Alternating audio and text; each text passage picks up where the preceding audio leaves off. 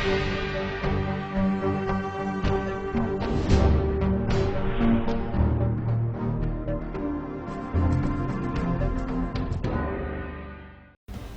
Vindhya times में आपका स्वागत है और आपके साथ मैं श्रेया हाजिर है आज की बुलेटिन की खबरों के साथ। नजर डालते हैं पहली खबर पर।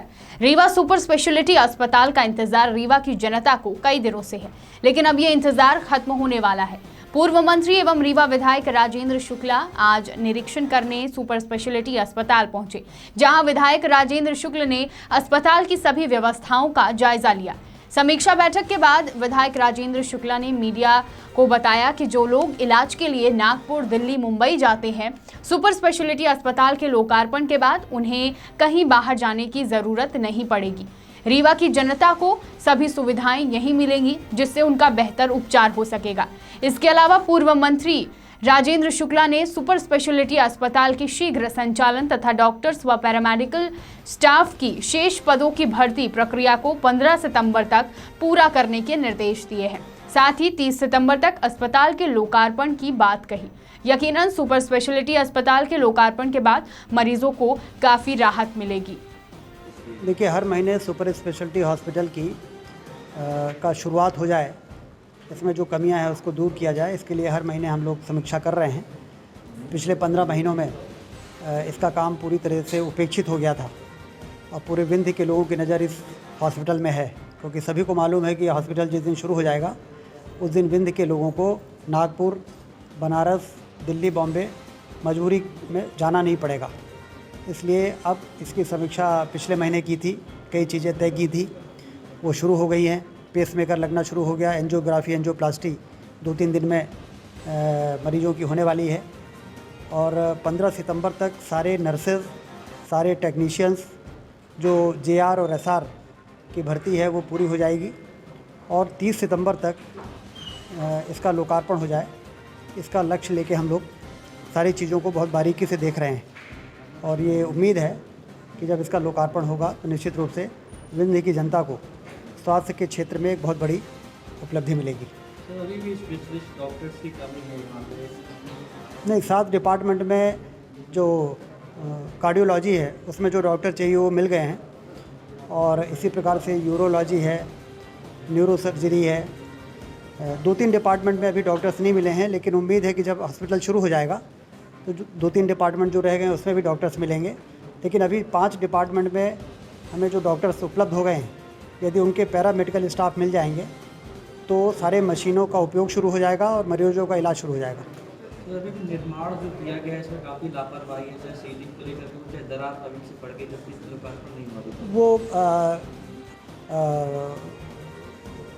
किस वजह से इस प्रकार की परेशानी आई है उसको दूर कर लिया गया है और आगे के लिए सबको सतर्क कर दिया गया है। निर्माण कार्यों में कभी कभी इस प्रकार की जो कमियां आती हैं उसको जो जिम्मेदार है उनसे वसूली भी होती है, उन पर कार्रवाई भी होती है और उसको सुधारा भी जाता है। लेकिन कुल मिला के एक बड़ी उपलब्धि सुपर स्पेशलिटी हॉस्पिटल के रूप में जो मिली है उसका जनता को लाभ मिलने लगे, इस दिशा में हम लोग लगे हुए हैं। शहर में लगातार बढ़ रही चोरी की घटनाओं से शहरवासियों में डर का माहौल है। शहर के अलग अलग जगहों से चोरी की घटनाएं सामने आती रही हैं, लेकिन इन आरोपियों पर भी पुलिस लगातार नकेल कसने को तैयार बैठी है। रीवा के वेंकट टॉकीज कैंपस पुराना बस स्टैंड के निवासी बुद्धसेन गुप्ता ने पुलिस में रिपोर्ट दर्ज कराई थी कि 12 जुलाई की रात उनके घर से चोरों ने 11 लाख रुपए नकदी व सोने चांदी के जेवरात लेकर रफू चक्कर हो गए थे। मामले की शिकायत सिविल लाइन थाने में दर्ज कराई गई थी। आईपीसी के तहत प्रकरण पंजीबद्ध कर विवेचना में लिया गया। तब से लेकर अब तक लगातार तलाश में जुटी हुई पुलिस ने आज चोरों को पकड़ने में सफलता पाई है। संदेह के आधार पर पुलिस ने शिवम विश्वकर्मा और सुजीत लोनिया को हिरासत में लेकर पूछताछ की और पूछताछ के दौरान आरोपियों ने 12 तारीख यानी 12 जुलाई की रात को बुद्धसेन गुप्ता के घर में चोरी की घटना को कबूल किया। आरोपियों के कब्जे से 5,50,000 रुपए व सोने चांदी के जेवरात बरामद किए गए हैं। बाकी की रकम आरोपियों ने खर्च कर दी है। पुलिस आरोपियों से अन्य मामले में भी पूछताछ कर रही है। कोरोना वायरस के चलते देश में 2 महीने से अधिक लॉकडाउन रहा। इस दौरान शैक्षणिक संस्थान बंद रहे, लेकिन प्राइवेट स्कूल के माध्यम से ऑनलाइन पढ़ाई कराई गई, लेकिन स्कूल की फीस में कोई छूट नहीं दी गई। इधर कोरोना वायरस की वजह से आर्थिक तंगी से जूझ रहे अभिभावकों पर फीस दिए जाने का दबाव बनाया जा रहा है, ऐसा अभिभावकों का आरोप है। रीवा सेंट्रल एकेडमी में पढ़ने वाले बच्चों के अभिभावक बच्चों की फीस लिए जाने पर स्कूल के विरोध में जिला शिक्षा अधिकारी को ज्ञापन सौंपा है। अभिभावकों के द्वारा बताया गया कि हमारे बच्चे सेंट्रल एकेडमी रीवा में पढ़ते हैं। उनकी ऑनलाइन पढ़ाई अप्रैल माह से चालू की गई थी, पर अब ऑनलाइन के नाम पर बेवकूफ़ बनाया जा रहा है। पिछले 2 माह से सिर्फ वही पुराना पढ़ाया हुआ भेजा जा रहा है। बच्चों की कोई भी परेशानी का हल नहीं किया जा रहा है। परिजनों की माने तो इन सब बच्चों की फीस जून माह तक की जमा करवा ली गई है, लेकिन अब मैसेज भेजा जा रहा है कि उक्त तिथि तक शुल्क जमा करने का कष्ट करें तथा होने वाली असुविधा से बचें। और यह भी कहा जा रहा है कि फीस जमा न होने पर PT1 पेपर नहीं लिया जाएगा। और जब अभिभावक स्कूल फीस जमा करने जाते हैं तो ट्यूशन फीस के साथ एडमिशन फीस भी जोड़कर मांगा जा रहा है, जो कि शासन के आदेश के विरुद्ध है। इनमें से कुछ परिवार लॉकडाउन के कारण फीस जमा करने में असमर्थ हैं। वहीं अभिभावकों ने जिला शिक्षा अधिकारी से मांग की है कि इस संदर्भ में जानकारी लेकर उचित कार्यवाही की जाए। 4th, 5th और 6th क्लास के बच्चे हैं, उनकी पूरी फीस ली जा रही है, प्लस एडमिशन फीस भी ली जा रही है। किस स्कूल की बात कर रहे हैं? Central academy school. अभी आपने शिकायत कहाँ की? हमने स्कूल में शिकायत की थी और कॉल के द्वारा DO ऑफिस में भी कंप्लेन की थी कि हमारे बच्चों की फ़ीस कुछ कम की जाए और एडमिशन फ़ीस ना ली जाए। तो क्या लेकिन ऑनलाइन क्लासेस चल रही हैं? हाँ, ऑनलाइन क्लासेस चल रही हैं। मैसेज कहाँ से प्राप्त हो रहे हैं आपको? व्हाट्सएप पे मैसेज भेजे जा रहे हैं बच्चों को और अटेंडेंस भी बच्चों की ऑनलाइन ही ली जा रही है। उसमें भेजा क्या जा रहा है? वीडियोस भेजे जाते हैं और फीस के लिए भी कहा जाता है कि आप इतने तारीख तक फ़ीस जमा कर दीजिए, वरना अब जो वीडियोस भेजे जाते हैं वो नहीं भेजे जाएंगे। तो क्या आप लोगों को फीस जमा करने के लिए दबाव बनाया जा रहा है? हाँ, फीस जमा करने के लिए कंपलसरी कहा जा रहा है कि अभी नहीं तो कम से कम नवंबर सितंबर तक आप फीस पूरी एडमिशन भी जमा करिए और मंथली फ़ीस भी पूरी, ट्यूशन फीस भी पूरी ली जा रही है। हाँ, कुछ लोगों की फ़ीस ले ली गई है, एडमिशन फ़ीस भी ले ली गई है, प्लस अगस्त तक की फ़ीस ली गई है। 6th क्लास का बच्चे हैं। सिटी कोतवाली पुलिस ने 24 घंटे के अंदर बड़ी कार्रवाई को अंजाम दिया है। पुलिस ने शराब की बड़ी खेप बरामद की है। बता दें कि मुखबिर की सूचना पर सिटी कोतवाली पुलिस ने रतहरा के पटकन टोला में दबिश देकर 15 पेटी अंग्रेजी शराब और 1 बोरी देसी शराब बरामद की है। इसके अलावा पुलिस ने 5 आरोपियों को भी गिरफ्तार किया है। पकड़े गए आरोपियों में सूरज दुबे, धीरज दुबे, नीरज दुबे, रितेश दुबे और अमित कारपेंटर को गिरफ्तार किया गया है। कोतवाली पुलिस ने बीती रात नामचीन जुआरियों को भी गिरफ्तार किया और उनके पास से 65 शीशी नशीली कफ सिरप बरामद की और आज मुखबिर की सूचना पर पुलिस ने शराब की बड़ी खेप पकड़ी। अनूपपुर जिले के ग्राम पंचायत डोगरा टोला के पोड़ा पानी गांव में गरीबी और प्रशासनिक उदासीनता की एक ऐसी तस्वीर देखने को मिली जहां एक महिला की तबीयत ज्यादा खराब हुई तो बच्चों ने उसे खाट पर रखकर अस्पताल तक पहुंचाया। देखिए पूरी खबर। सरकार के मंत्री बिसाहूलाल सिंह के विधानसभा क्षेत्र की ये तस्वीर सभी को शर्मसार करती है। अनूपपुर जिले के ग्राम पंचायत डोगरा टोला के पोड़ा पानी गांव में आज़ादी के 7 दशक बाद भी बुनियादी सुविधाएं बिजली, पानी और सड़क नहीं पहुंच पाई है। यहां के ग्रामीण कई बार जनप्रतिनिधियों व अधिकारियों तथा CM हेल्पलाइन में अपनी मांग रख चुके हैं, लेकिन अभी तक सुविधाएं मुहैया नहीं हो पाई। आपको जानकर हैरानी होगी कि यहाँ के ग्रामीणों ने लोकसभा चुनाव के दौरान चुनाव का बहिष्कार किया था, जिसके बाद प्रशासन की एक टीम गांव पहुंचकर ग्रामीणों को आश्वासन दिया कि आपकी समस्या का समाधान किया जाएगा और बिजली पानी जैसी समस्याओं से रूबरू नहीं होना पड़ेगा। पर चुनाव के 1.5 वर्ष पूरे हो गए, कोई मुड़ कर नहीं देखा। पोड़ा पानी निवासी ग्रामीण शोभा यादव की मां की तबीयत ज्यादा बिगड़ने पर उन्हें खाट में लिटाकर मेन रोड तक लाया गया और वहां से मोटरसाइकिल से सरकारी अस्पताल में इलाज कराने ले जाया गया। गांव में बारिश के समय कच्ची सड़क की हालत ऐसी हो जाती है कि मोटरसाइकिल का चलना तो दूर, पैदल चलना भी मुश्किल है। इसलिए बारिश में एम्बुलेंस की सुविधा भी गाँव वालों को नहीं मिल सकती। आप खुद यहाँ के हालात देखकर अंदाजा लगा सकते हैं कि यहाँ के रहवासी आज भी कौन सी जिंदगी जीने को मजबूर हैं। मेरा माँ का हार्ट का बीमारी थे तो उसका तबीयत जो है खराब हुई थी सर। वहाँ रोड है ही नहीं है। रोड न होने के कारण फिर हमको फिर खटिया व्यवस्था करके हम सर उसको निकाले।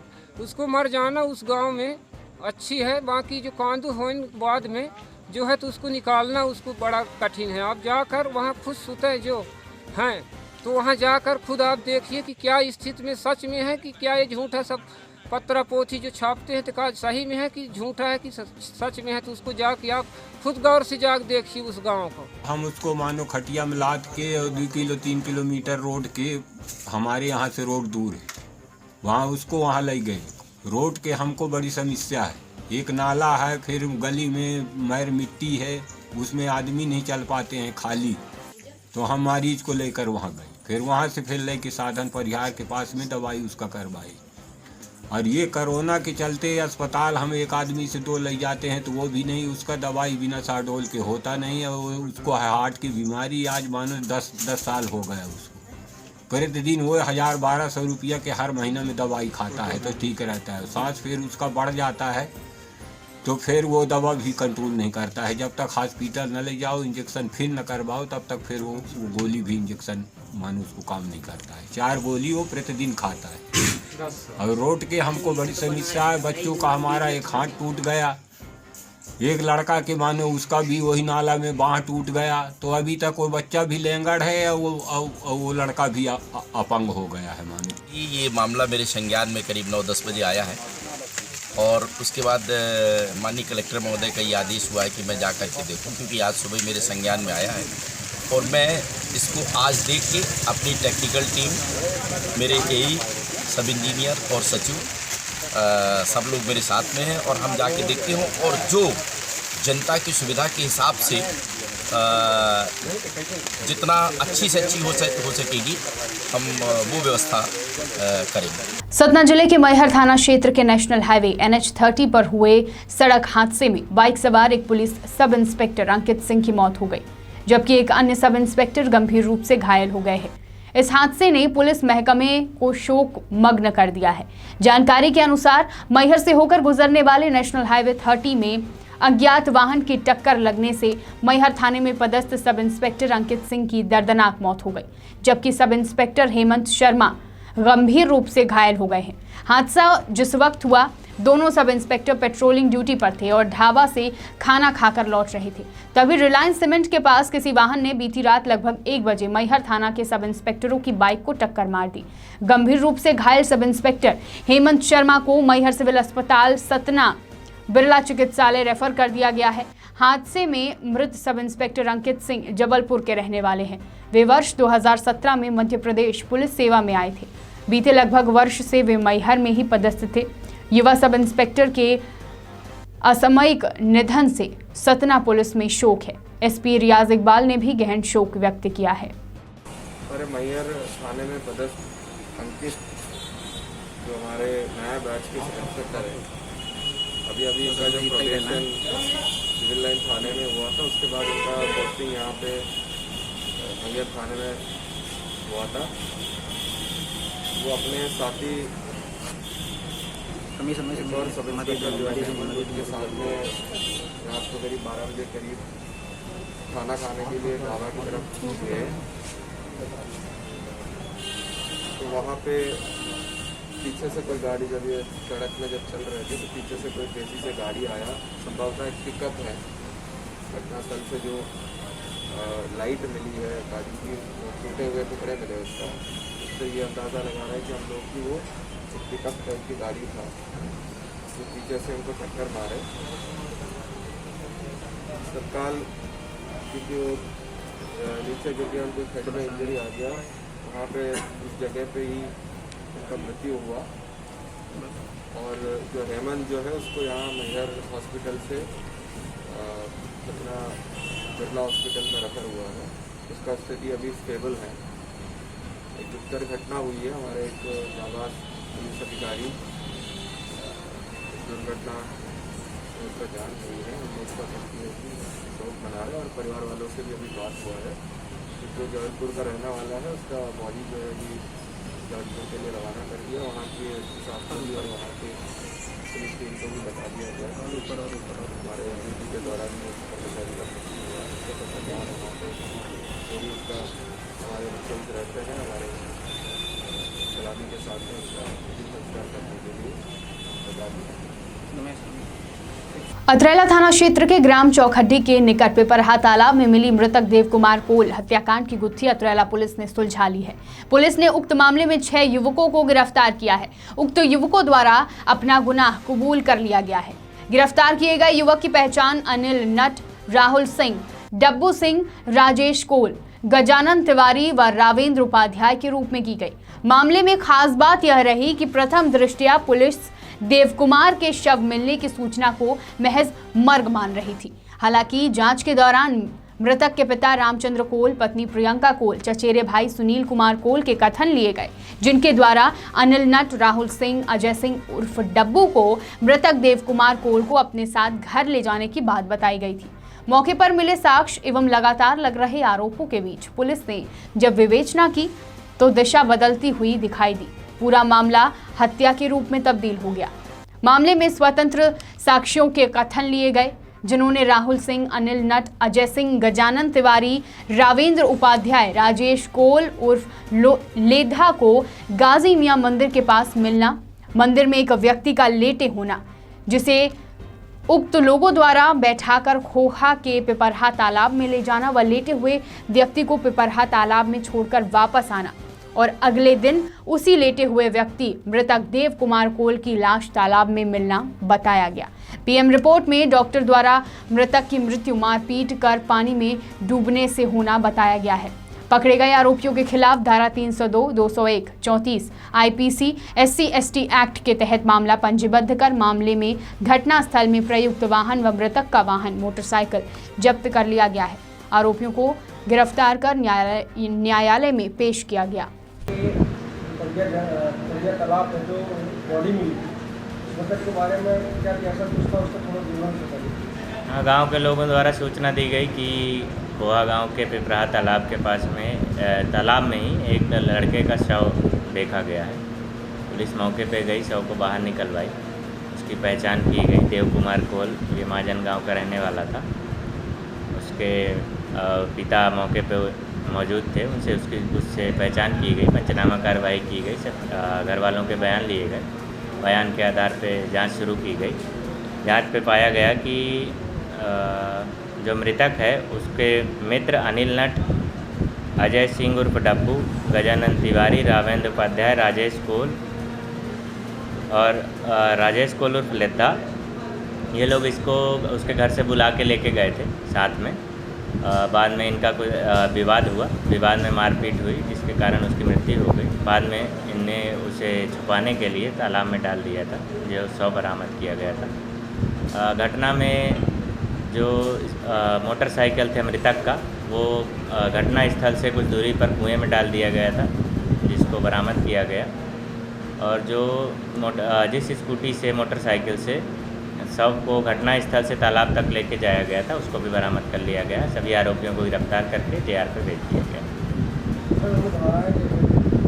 इसमें धाराएं हैं 302, 201, 34 IPC की और 325 SC/ST एक्ट। उमरिया जिले के नगर परिषद नौरोजाबाद के अंतर्गत वार्ड क्रमांक 3 में राधा कृष्ण मंदिर के सामने SDM और CMO के द्वारा वृक्षारोपण कार्यक्रम किया गया। वृक्षारोपण कार्यक्रम में फलदार वृक्ष लगाए गए और वृक्षों को सुरक्षित रखने के लिए परिषद के कर्मचारियों को आदेश दिया गया। इस वृक्षारोपण कार्यक्रम में सभी परिषद के कर्मचारी भी उपस्थित थे। उसके उपरांत SDM और अधिकारी के द्वारा कंटेनमेंट एरिया का दौरा भी करते हुए नजर आए।